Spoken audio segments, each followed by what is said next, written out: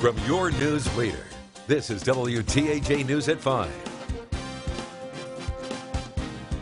Well, memorials continue to grow as many in our nation mourn the death of more than 30 people from over the weekend. Officials are continuing to investigate those two mass shootings and what may have led up to them. The shootings happened just hours apart in two separate states. Here's what officials know at this point. The first shooting happened Saturday morning at a shopping center in El Paso, Texas. The gunman, 21-year-old Patrick Crucius, opened fire, killing 20 people and wounding another 26. As of today, two more of those injured have died. Police say Crucius allegedly posted a racist, anti-immigrant manifesto online just hours before carrying out the attack. He's being held without bond. Officials say they're treating it as a domestic terrorism case. Just hours later, a gunman opened fire at a bar in Dayton, Ohio, killing 9 people and wounding at least 27 others. Police say 24-year-old Connor Betts carried out the attack using an AR-15-like rifle.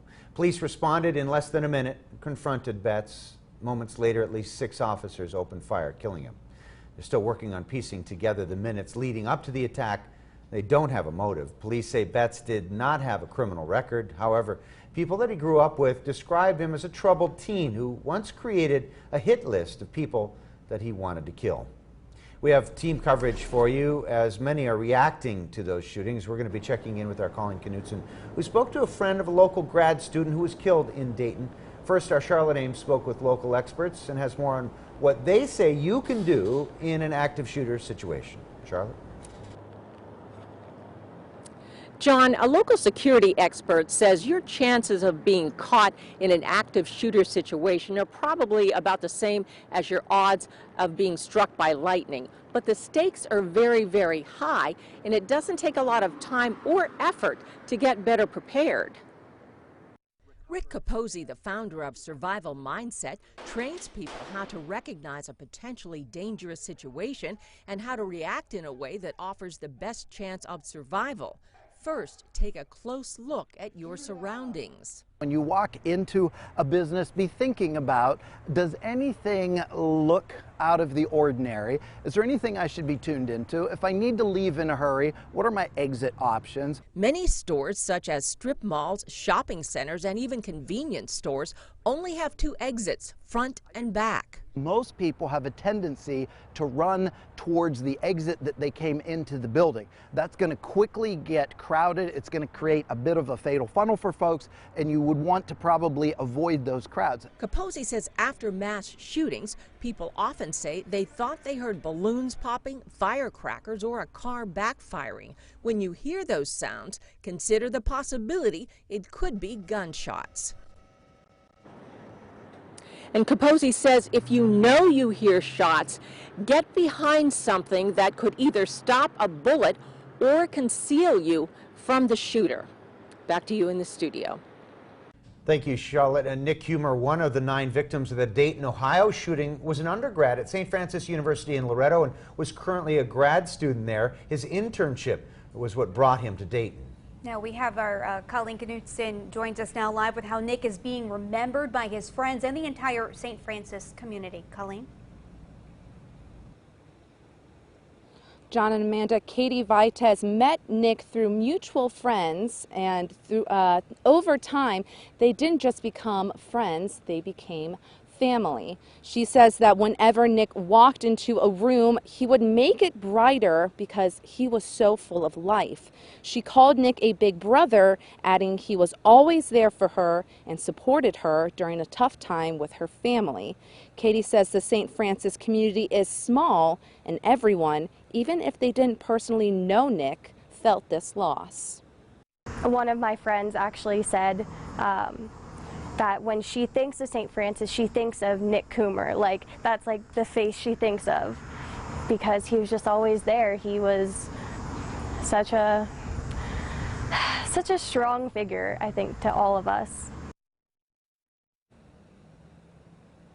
And one of Nick's fraternity brothers started a Fundly page for Nick's funeral costs to help his family. So far, it's reached almost $10,000. We'll have more with Katie and her reaction to the loss of Nick coming up at 6 o'clock. In Loretto, I'm Colleen Knutson, WTAJ News. Thank you, Colleen. Now, many on campus are speaking to the kind of person Nicholas was. One of his hobbies included being in the university's marching band since 2012, and most recently, the band's graduate assistant. Today, the director of the band, Dr. Daniel Atwood, released a statement saying in part, "I can honestly say our university band program would not be where it is without Nick. The loss of Nick has left a hole in his family and our campus, our band family, and in each one of us who were fortunate enough to get to know him and call him our friend." His family also released a statement saying, "We are heartbroken by the loss of our Nicholas in this senseless act on August 4th.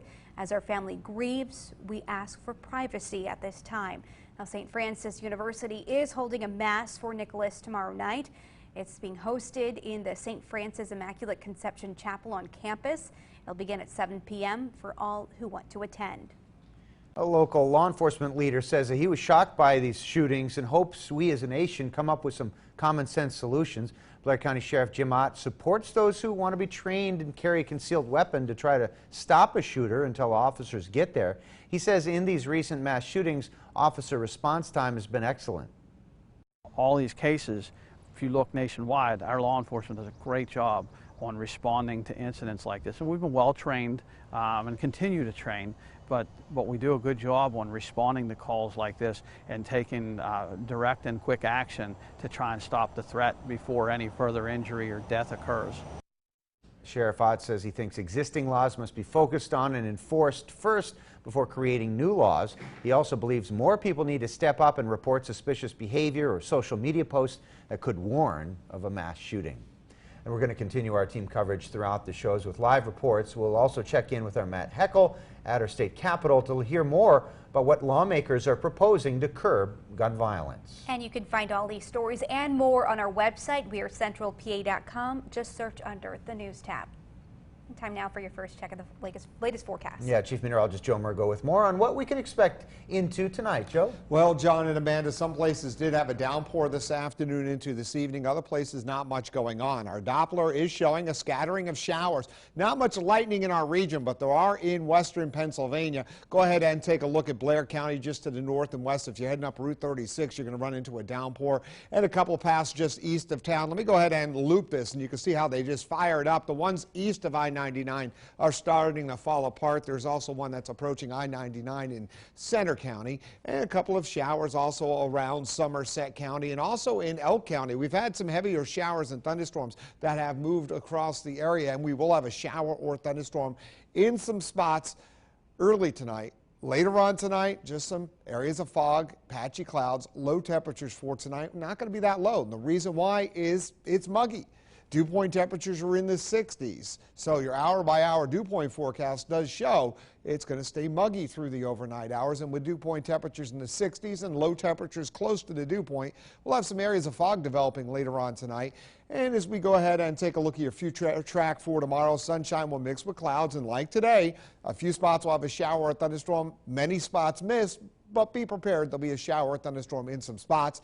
As we go ahead and see what to expect over the next 7 days, it'll be steamy for tomorrow, but there will be a pop-up shower or thunderstorm in a few spots. Unsettled, more showers and thunderstorms on Wednesday, but then turning nice by the weekend. Your 7-day forecast coming up. Thanks, Joe. A 41-year-old Altoona man's in jail charged with arson after a fire last month. The fire was at an Altoona home on Porter Road on July 17th. We're told the home was vacant at the time, but 2 other homes were also damaged. Logan Township Police are charging Michael Feather with 3 counts of arson, among other charges. Feather is in the Blair County Prison. Tonight, the Patton Township Planning Commission will decide if they want to move forward with the Patton Crossing development located off Atherton Street at the former home of a mobile home park in Center County. If the Planning Commission wants to move forward, the township's Board of Supervisors will then review the development's master plan later this month. After that, the supervisors would vote on officially approving Patton Crossing in late September. The public is welcome to attend tonight's meeting. This is at 7 p.m. at the township's municipal building.